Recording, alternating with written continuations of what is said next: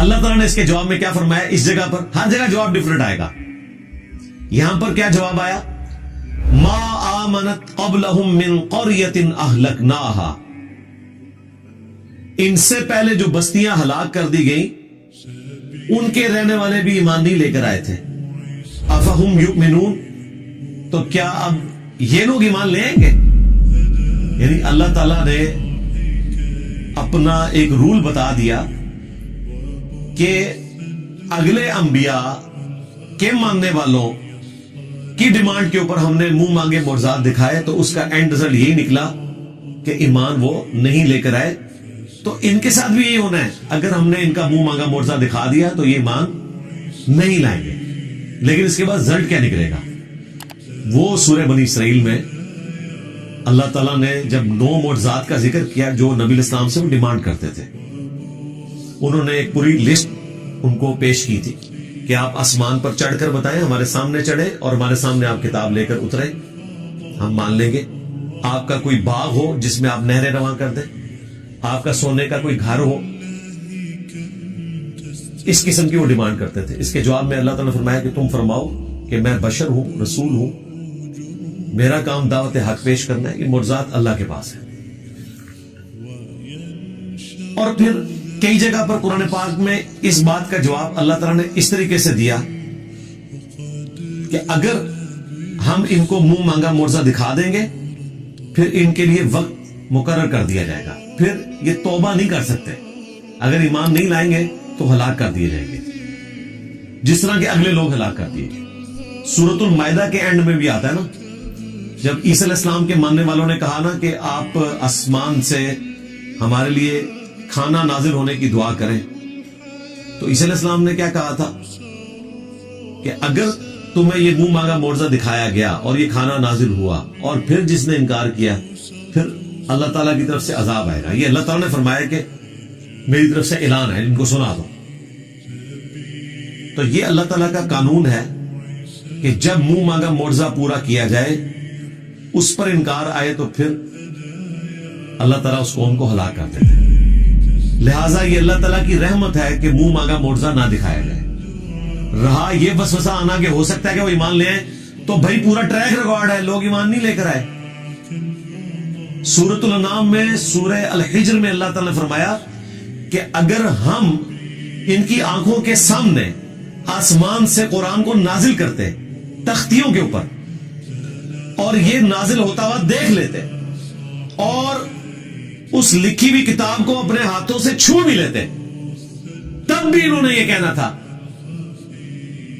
کہ ہماری آنکھوں پر جادو کر دیا گیا. یعنی دل بے ایمان تھے اجتا ڈھیر. آپ یہ نہ سمجھے کہ اگر ان کی وہ ڈیمانڈ پوری کی جاتی تو انہوں نے مان لینا تھا. بالکل نہیں ماننا تھا. کیا جادوگروں کے ایمان لانے کے بعد فرعون نے مان لیا تھا کہ میرے ایکسپرٹس نے ڈکلیئر کر دیا ہے کہ یہ جادو نہیں ہے، یہ پیغمبر ہے؟ نہیں مانا. تو یہ اللہ کی رحمت ہے، منہ مانگا معجزہ نہ دکھانا. اگر منہ مانگا معجزہ دکھا دیا جائے تو پھر اللہ تعالیٰ کا عذاب آ جاتا ہے اور پھر وہ عذاب ٹلتا نہیں ہے. اگر کوئی اس وقت توبہ بھی کرے اس کی توبہ قبول نہیں. یہی بات اللہ تعالیٰ نے یہاں کی. کیا ان سے پہلے لوگ جن کو ہم نے ہلاک کیا ان قوموں کو وہ ایمان لے آئے تھے جو یہ ایمان لے آئیں گے؟ اب اس سے یہ بھی پتا چل گیا کہ نبی علیہ السلام کو اللہ تعالیٰ نے کافروں کو دکھانے کی خاطر اس قسم کا کوئی معجزہ نہیں دیا جو کافر ڈیمانڈ کیا کرتے تھے. لہذا یہ دعویٰ کرنا کہ عبد القادر جیلانی نے مردہ زندہ کیا اور اس میں یہ رنگ بھرنا کہ چونکہ حضرت عیسیٰ علیہ السلام نے مردہ زندہ کیا تھا تو اس امت کے اولیاء جو ہیں وہ بنی اسرائیل کے پیغمبروں کی طرح ہیں، یہ کوئی آیت حدیث نہیں ہے. یہ ایک آپ سمجھ لیں قرآن و حدیث سے ڈڈکٹ ہوئی ہے بات، اور وہ صرف علماء کے لیے نہیں ہے، کہ پوری امت ہی نبیوں والا کام کر رہی ہے. کنتم خیر امت اخرجت للناس تأمرون بالمعروف وتنہون عن المنکر. یہ پوری امت ختم نبوت کی برکت سے نبیوں والا کام کر رہی ہے. اس اعتبار سے پوری امت بنی اسرائیل کے پیغمبروں کی طرح ہے کام کرنے کے اعتبار سے. مرتبے کی نہیں بات ہو رہی، یہ ذہن میں رکھیے گا. انبیاء کے مرتبے کو کوئی نہیں پہنچ سکتا. کام کرنے کے اعتبار سے. اب جن کی پرائمری رسپانسبلٹی تھی دعوت حق پیش کرنا، یعنی کہ اللہ کے محبوب صلی اللہ علیہ وآلہ وسلم، ان کے مخالفین جو تانا دیا کرتے تھے، اس تانے کو ختم کرنے کے لیے بھی اللہ تعالیٰ نے نبی علیہ السلام کو عصا کا معجزہ یا مردہ زندہ کرنے کا معجزہ نہیں دیا. تو عبد القادر جیلانی تو شاہی کوئی نہیں، یہ ساری سٹوریاں کہانیاں بنائی ہوئی ہیں. پھر عبد القادر جیلانی کو بھی جسٹیفائی کرنے کے لیے نبی علیہ السلام سے متعلق بھی ایک جھوٹا واقعہ مشہور کر دیا کہ ایک صحابی کے بچے نے جو ہے وہ دوسرے بچے کو ذبح کیا، اور پھر نبی علیہ السلام کی دعوت کو جابر بن عبداللہ کی طرف منسوب ایک توبہ. قرآن تو بالکل اور بات کر رہا ہے. پھر ہمارے جو خادم رضوی صاحب تھے وہ کہتے ہیں کہ ممتاز قادری جو ہے وہ اپنی ایمبولینس سے باہر نکل آیا اور قبر پہ گئے تو 2 تلواریں اٹھائے باہر نکل آیا، اور جیسے ہی پولیس والے قریب آئے تو ڈر کے پھر دوبارہ لیٹ گیا. یہ میں کہہ رہا ہوں پوری دنیا کو بریلوی کر لو یار، اس طرح منظر دکھا کے سب جھوٹ ہے. اس طرح نہیں ہو سکتا بھائی. اگر نبی علیہ السلام کو وہ معجزات نہیں دیے گئے نا تو باقیوں کو تو دینے کی ضرورت ہی نہیں ہے نا. باقیوں کو منوانا تو نہیں ہوتا، اللہ نے منوانا صرف پیغمبر کو ہوتا ہے. پیغمبر کے بعد کرامت کا کانسیپٹ یہ ہے کہ اللہ تعالیٰ کسی پہ کرم کرتا ہے. کوئی کر کے نہیں کچھ دکھا سکتا، یہ ذہن میں رکھیے گا کہ میں یہ کرنے لگا ہوں یا میں یہ کر سکتا ہوں. یہ صرف نبی کہہ سکتا ہے، وہ بھی اتنا جتنا اللہ اس کو بتائے، کیونکہ نبی کو منوانا ہوتا ہے، غیر نبی کو تو نہیں منوانا ہوتا. تو نبی علیہ السلام کے بارے میں کافر اتنی بڑی بڑی باتیں کر رہے ہیں اور اس کی کنکلوژن اس اعتبار سے کر رہے ہیں کہ اچھا تو واقعی اگر نبی ہے نا، تو شاعر نہیں ہے، تجھے پریشان خواب نہیں آتے، تو نے اللہ پر جھوٹ نہیں باندھا، تو اگلے لوگوں کی کہانیاں بیان نہیں کرتا، تو جادوگر نہیں ہے، تو مجنون نہیں ہے، تو ٹھیک ہے جو تو نے خود معجزات بیان کیے نا ان میں سے کوئی ایک معجزہ کر کے دکھا دے. سورۃ النام میں اللہ تعالیٰ نے فرمایا اے نبی ہم نے تو معجزہ نہیں دکھانا جو یہ ڈیمانڈ کر رہے ہیں. تم سے ہو سکے تو زمین میں کوئی سرنگ تلاش کر لو یا آسمان پہ سیڑھی لگا دو اور کوئی معجزہ لے آؤ، اور اے نبی جاہلوں میں نہ ہو.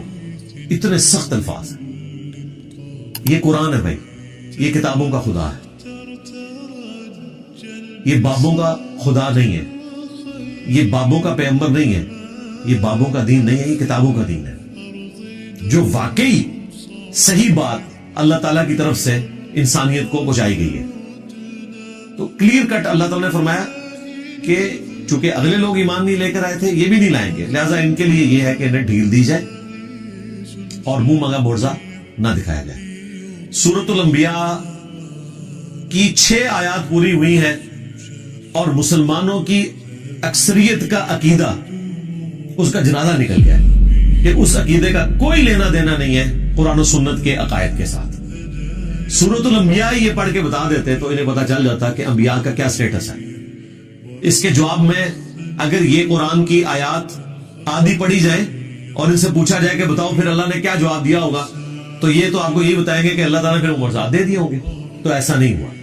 سورۃ العنکبوت میں اللہ تعالیٰ نے فرمایا کہ اے نبی اس قرآن کے نزول سے پہلے نہ تو آپ کتاب میں سے کچھ پڑھ سکتے تھے، نہ اپنے دائیں ہاتھ سے کچھ لکھ سکتے تھے، ورنہ یہ چیز کافروں کو شک میں مبتلا کر دیتی کہ یہ کتاب آپ نے خود لکھ لی ہے. کیا ان کے لیے کافی نہیں ہے کہ اللہ تعالیٰ کی آیات صبح شام ان پر تلاوت کی جاتی ہے؟ یہ معجزہ ہے. تو دعوی نبوت والا معجزہ نبی علیہ السلام کا قرآن ہے. جس طرح کہ عیسیٰ علیہ السلام کا مردوں کو زندہ کرنا اور موسیٰ علیہ السلام کا لاٹھی کو پھینک کر اژدہا بنانا اور اسے ہاتھ لگانا اور دوبارہ اس کا لاٹھی بننا، اس طریقے پہ نبی علیہ السلام کا معجزہ یہ قرآن ہے. یہ سورۃ العنکبوت میں اور کئی صورتوں میں ذکر ہوا، اور نبی علیہ السلام نے تو بالکل کھول کر اس کو مزید بیان کیا. بخاری مسلم میں حدیث ہے اللہ تعالیٰ نے ہر نبی کو کوئی نہ کوئی معجزہ دیا تھا. یہ معجزہ تو ہم ویسے علم الکلام میں استعمال کرتے ہیں، قرآن و سنت میں اس کے لیے ٹرم آتی ہے آیتن. یہاں پر بھی دیکھ لیں فَلْيَأْتِنَا بِآیَةٍ، نشانی. معجزہ عقل کو عاجز کر دینے والی چیز، فزیکل فینامنا آف نیچر کو توڑنے والی چیز، اس لیے ہم یہ معجزہ کی ٹرم استعمال کرتے ہیں. ویسے اس کی ٹرم ہے آیا، نشانی.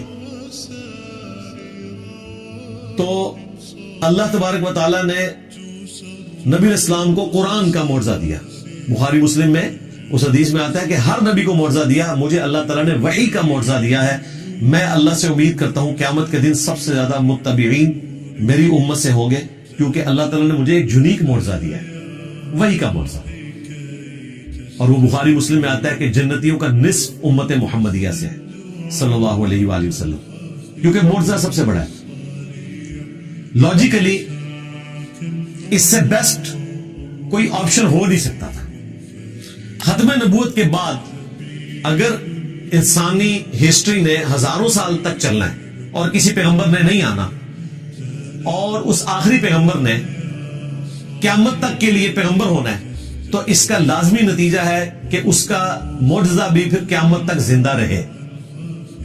یہ ختم نبوت کا تقاضا تھا،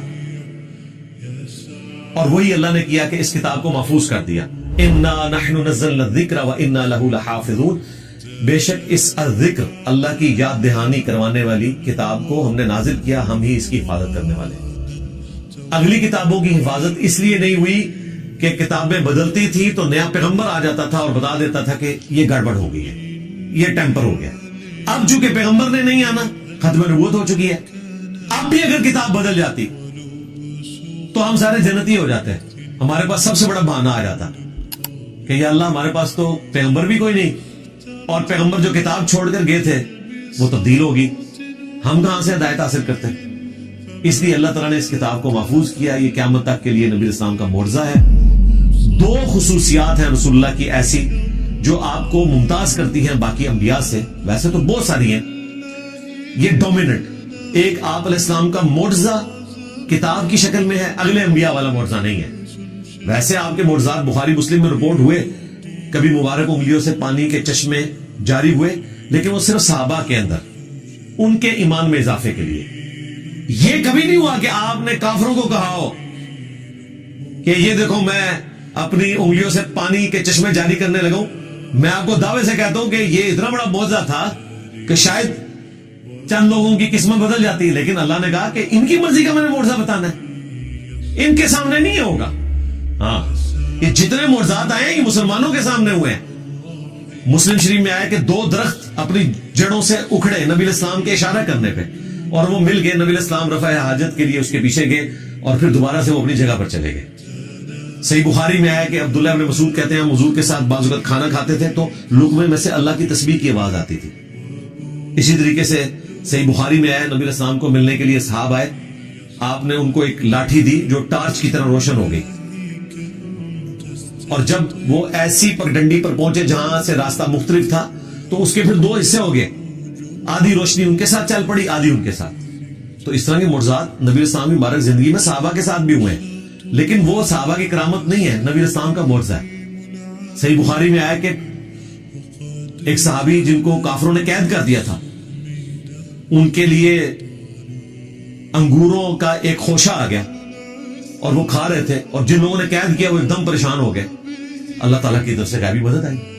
صحیح بخاری میں آتا ہے ایک صحابی کو جب بے دردی سے شہید کیا گیا، ان کی لاش کی حفاظت کے لیے بہت زیادہ بھیڑیں آ گئیں، مکھیاں، شہد کی مکھیاں یا دوسری، اور ان کی لاش کی بے حرمتی نہیں ہونے دی. دوسری طرف حضرت حمزہ کی لاش کی بے حرمتی ہوگی. اللہ تعالیٰ جب چاہتا ہے اس طرح کی چیزیں دکھاتا ہے. نبی اسلام کی مبارک زندگی میں جو صحابہ کرام کے ساتھ اس قسم کے واقعات ہیں نا، وہ نبی اسلام کے معجزات ہیں. آپ کے دنیا سے جانے کے بعد صرف معجزہ یا کرامت یہ ہے کہ کوئی شخص دعا کرے اور اللہ تعالیٰ اس کی دعا قبول کر لے، اور وہ بھی فزیکل فینومینا کے اندر. یہ ذہن میں رکھیے گا. جس طرح دلائل النبوہ امام بیہقی کی کتاب میں آتا ہے کہ انس بن مالک کے کسان نے کہا کہ اس دفعہ بارشیں نہیں ہوئی ہیں، لگتا ہے کہ ہم قحط کا شکار ہوں گے. تو انہوں نے اپنی زمین میں کھڑے ہو کر دعا کی، اور تھوڑی دیر بعد جب واپس آئے تو کسان سے کہا کہ چیک کرو بارش ہوئی ہے کہ نہیں. تو وہ گیا تو بارش شروع ہوگی صرف ان کی زمین کے اوپر. تو یہ فزیکل فینومینا آف نیچر ہے نا، بارش ہونا فزیکل فینومینا ہے. صرف دعا قبول ہوئی کہ اللہ تعالیٰ نے بادل بھیج دیے. تو کر کے دکھانا اس طرح کی کوئی کرامت نہیں. یہ تخت بلقیس کا واقعہ بھی ہم بھی اسے سمجھانے کے لیے کبھی کبھار کرامت کہہ دیتے ہیں، ایکچولی وہ کرامت کوئی نہیں ہے، وہ تو دعویٰ ہے. وہ اسی طریقے سے جس طرح میں دعویٰ کروں کہ میں آپ کو بلٹ ٹرین میں 1 گھنٹے کے اندر اندر یہاں سے کراچی بھجوا سکتا ہوں اگر بلٹ ٹرین ہو. اور میں اسے پورا کر دوں، تو ظاہر ہے یہ ایک فزیکل علم ہے. ہاں، بغیر کسی ریسورس کے، بغیر کسی علم کے کوئی شخص خامخواہ دعویٰ کرتا رہے تو وہ پاسبل نہیں ہے. کرامت اور معجزہ دعویٰ کر کے نہیں ہوتا. معجزہ تو کسی حد میں ہو سکتا ہے کہ جہاں اللہ تعالیٰ اجازت دے نبی کو، اور وہ بھی جتنی اجازت دے. موسیٰ علیہ السلام کو صرف یہ پتا تھا کہ اس لاٹھی نے اژدہا بننا ہے، یہ نہیں پتا تھا کہ لاٹھی میں پانی میں ماروں تو راستہ بن جائے گا. وہ عین اس وقت وہی آئی تو پتا چلا کہ اچھا یہ کام بھی یہ لاٹھی کر سکتی ہے. اور پہلی دفعہ جب یہ ہوا تھا موسیٰ علیہ السلام تو ڈر کے خود بھاگ گئے تھے. قرآن میں آتا ہے خود تو انہوں نے کیا نہیں تھا، ورنہ بھاگتے تو نہ. تو معجزہ بھی صرف اس حد تک ہے کہ اللہ تبارک و تعالیٰ کسی نبی کو دے اور اسے اجازت دے تب، ادروائز خود سے کوئی نہیں کر کے دکھا سکتا. تو نبی اسلام کے جتنے فزیکل فینومینا آف نیچر کو توڑنے والے معجزات ہیں، یہ سب کے سب مسلمانوں سے متعلق ہے. ایک نشانی ایسی ہے جو بالکل سٹارٹ میں آئی، وہ چاند کا 2 ٹکڑے ہونا تھا. That's all. باقی جتنے فزیکل فینومینا آف نیچر کو توڑنے والے معجزات ہیں وہ صحابہ کرام کے درمیان ہیں. آپ کی دعا کی برکت سے 10 بندوں کا کھانا 300 بندوں نے کھا لیا اور اتنا ہی رہا. بخاری مسلم میں آتا ہے یہ بس صحابہ کرام میں رہا، کافروں کے لیے نہیں. تو نبی اسلام کی 2 خصوصیات کیا ہیں؟ آپ کا معجزہ اگلے انبیاء والا نہیں، دعوی نبوت والا قرآن ہے، کیونکہ آپ کی نبوت قیامت تک کے لیے. اور دوسری خصوصیت، اگلے انبیاء کا انکار کرنے پر اللہ کی طرف سے آسمان سے عذاب آتا تھا، چنگھاڑ کی شکل میں، پتھروں کی بارش کی شکل میں، سمندر میں غرق ہونے کی شکل میں، وبائی امراض کی شکل میں. لیکن نبی اسلام کے کیس میں اس طرح کا کوئی عذاب نہیں آیا.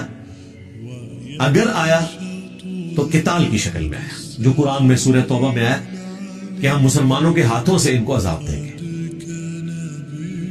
تھوڑی بہت آزمائشیں آئیں قحط سالی کی شکل میں، بخاری میں آتا ہے، اور نبی اسلام سے وہ دعا بھی کرواتے تھے. لیکن جو بڑے لیول کا عذاب ہے وہ قتال کی شکل میں اللہ تعالیٰ نے صحابہ کرام کی تلوار کو مسلط کیا. یعنی قرآن اور قتال یہ نبی اسلام کی 2 خصوصیات ہیں ایکویلنٹ ٹو اگلے انبیاء کے. وہاں پر اللہ کی طرف سے عذاب استحصال آتا تھا اور فزیکل فینومینا آف نیچر کو توڑنے والے معجزات دیے جاتے تھے. نبی اسلام کو عذاب استحصال قتال کی شکل میں دیا گیا مخالفین کے اوپر، اور قرآن کی شکل میں قیامت تک کے لیے معجزہ دیا گیا. آج عیسیٰ علیہ السلام کا معجزہ کوئی دکھا نہیں سکتا، نہ اس کی کوئی ویڈیو موجود ہے. موسیٰ علیہ السلام کے معجزے کی ویڈیو موجود نہیں ہے. ہم ان معجزات کو برحق سمجھتے ہیں قرآن کے کہنے کے اوپر. دکھا ہم بھی کوئی نہیں سکتے، لیکن قرآن وہ معجزہ ہے جو ہم دکھا سکتے ہیں، جو اس زمانے میں شاعروں کے لیے چیلنج بن گیا. آج سائنس کے اعتبار سے معجزہ ہے کہ کئی ایک ڈسکوریز جو 20ویں صدی میں آ کر ہوئی ہیں، ان کا ذکر اس زمانے میں اس کتاب میں موجود ہونا، اس کا جواب صرف یہ ہو سکتا ہے کہ یہ کریٹر آف دی یونیورس کی طرف سے کتاب بھیجی گئی، اور کوئی جواب نہیں ہو سکتا. ابھی تو اس کے اندر جو میتھمیٹیکل چیزیں ہیں وہ ہمارے ایک بھائی نے اگلے دن ہائی لائٹ کی ہیں. میں نے ان سے پھر فون پہ بھی بات کی. وہ ایک ایتھیسٹ کے ساتھ گفتگو کر رہے تھے صرف سورۃ الکوثر کے اوپر. انہوں نے کئی ایک اس کی میتھمیٹیکل جو آرڈر ہے ڈسکور کیے ہیں. ایک تو اس کے اندر جو پیغام چھپا ہے وہ تو اپنی جگہ، جو میتھمیٹیکل آرڈر موجود ہے الفابیٹس کا وہ اتنا یونیک ہے. اور وہ کہتا ہے میں نے تو پورے قرآن کے اوپر اس حوالے سے ورکنگ کی ہوئی ہے. اور یہ دیکھیں اتنی بڑی حفاظت ہے کہ قرآن کی کوئی آیت بدلے گا تو وہ آرڈر ڈسٹرب ہو جائے گا، ایک لفظ بھی بدل دے تو آرڈر اس کا ڈسٹرب ہو جائے گا. اب یہ وہ چیزیں ہیں جو صحابہ کرام کو بھی نہیں پتا تھی. ہر آنے والا زمانہ قرآن پاک کے حوالے سے نئی چیزیں ہائی لائٹ کرے گا لوگوں کے سامنے. حروف ابجد کا علم صحابہ اور تابعین کے دور میں زبان کے طور پر رائج تھا. یہ تعویذات جو لکھتے ہیں انہوں نے تو اس علم کو ہی بدنام کر دیا نا، ورنہ یہ پیرلل میں ایک لینگویج ہے جس میں آپ اعداد کو جمع کر کے ایک پوری گنتی ہے. جس طرح محمد کے 92 بنتے ہیں، اللہ کے 66 بنتے ہیں، بسم اللہ الرحمن الرحیم کے 786 بنتے ہیں. ان ڈیجٹس کو یوز کر کے بھی قرآن پاک کے حوالے سے کئی ساری چیزیں ملتی ہیں جو آج لوگوں نے اس کے اوپر ایکسپیریمنٹس پرفارم کیے ہیں. اس طریقے سے قرآن حکیم کا اعجاز کہ اس کی صورتیں جوڑوں کی شکل میں نازل ہوئی، یہ چیزیں تو ابھی آ کے لوگوں نے ایکسپلور کی نا. حمید الدین فرائی صاحب سے پہلے تو یہ چیز کسی نے ہائی لائٹ نہیں کی تھی. مولانا مودودی رحمہ اللہ نے کئی چیزوں کی ویلیو ایڈیشن کی, کئی ایسی چیزیں انہوں نے ہائی لائٹ کی جو پہلے لوگوں نے ہائی لائٹ نہیں کی ہوئی تھی. تو ہر آنے والا زمانہ قرآن پاک کے حوالے سے کوئی نہ کوئی ایسی نئی چیز بتاتا ہے کہ جو انسان کو حیران کر دیتی ہے کہ یہ ایک غیر معمولی کلام ہے. تو یہ معجزہ قیامت تک کے لیے. اس اعتبار سے نبی الاسلام کا یہ فرمانا کہ مجھے اللہ نے وہی کا معجزہ دیا ہے, میں امید کرتا ہوں کہ قیامت کے دن سب سے زیادہ متبعین میری امت سے ہوں گے, اس کا پریکٹیکل جو عملی نمونہ ہے وہ ہم نے دیکھ لیا کہ لوگوں نے قرآن کا ترجمہ انگریزی میں پڑھا, اپنی مدر ٹنگ میں پڑھا اور اسلام قبول کر لیا. نبی اسلام کو دنیا سے گئے ہوئے 1400 سال سے زیادہ گزر چکے ہیں. قرآن کی دعوت الحمدللہ اسی طریقے سے شد و مد کے ساتھ جاری ہے, اور یہ ہے اصل میں انقلاب جو دن بدن بڑھتا چلا جا رہا ہے. جب مسلمانوں کی امپائرز ختم ہو گئی تھی, دنیا میں کوئی حکومت باقی نہیں رہی, اس وقت بھی انقلاب تھا. آج اللہ تعالیٰ نے 58 اسلامک کنٹریز ہمیں دے دیے, انقلاب آج بھی اسی طریقے سے. کل کوئی ملک ختم بھی ہو جائے, نبی اسلام کا انقلاب گلی گلی اسی طریقے سے پوری دنیا میں جاری ہے. یہ ہے لیگیسی, جو لیگیسی کسی اور شخص نے نہیں چھوڑی.